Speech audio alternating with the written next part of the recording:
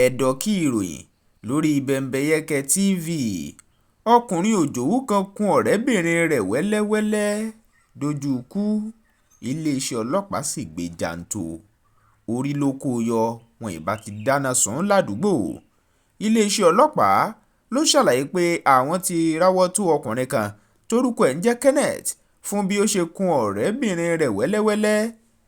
Ìròyìn ṣàlàyé pé èyí wáyé ní ìpínlẹ̀ kan lórílẹ̀‐èdè Nàìjíríà tí í ṣe ìpínlẹ̀ Kaduna.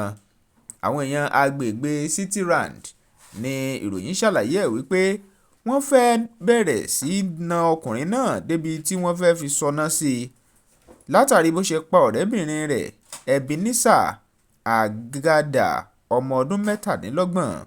Nígbẹ̀yìngbẹ́yín ń ṣe ni alūkkóró fún iléeṣẹ́ ọlọ́pàá Mohammed Jalige ṣàlàyé fún oníròyìn pé gbàrà tí àwọn gbọ́ nípa èyí làwọn tètè sá lọ síbẹ̀ láti dóòlà ọkùnrin náà táwọn sì gbé dìgbàdìgbà relé ìwòsàn níbi tí wọ́n ti lọ fún nítọ́jú tí ìwádìí tó lọ́ọ̀rín sì ti ń tẹ̀ síwájú láti lè fi mọ ohun tó rí lọ́bẹ̀ tó fi wàrú ọwọ́. Ìròyìn ṣàlàyé ẹ̀ síwájú wípé agbègbè NEPA roundabout ó ní àwọn ti gbé jàǹtò lẹ́yìn táwọn èèyàn ti fẹ́ dáná sun dojú ikú. Iléeṣẹ́ ọlọ́pàá wá ṣàlàyé pé ká ní wọ́n ti dáná sun ni àwọn kìbá má ti lè rí ìwádìí ṣe lórí ọ̀rọ̀ ikú ọ̀rẹ́bìnrin rẹ̀ àti láti fìdí òfin múlẹ̀ ṣinṣin kí wọ́n lè firú ẹni tó bá tún nírú ìwà bẹ́ẹ̀ jólàǹbá pa níwájú òfin. Ó ní irú ìwà yìí ló ti sábà máa ń wáyé láàrin àwọn èèyàn. Ọkùnrin tó kun ọ̀rẹ́bìnrin rẹ̀ wẹ́lẹ́wẹ́lẹ́ yìí ló ṣàlàyé pé ọ̀rẹ́bìnrin òun ló fẹ́ fi òun sílẹ̀ lọ fẹ́ lòmíì tó sì jẹ́ wípé òun nífẹ̀ẹ́ rẹ̀ púpọ̀.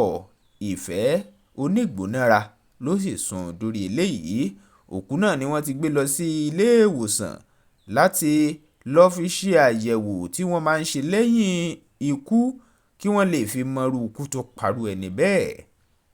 Ẹ subscribe sí Bembeyeke TV, ẹ tẹ notification bell option all, ẹ share ẹ̀ fáwọn ẹlòmíì.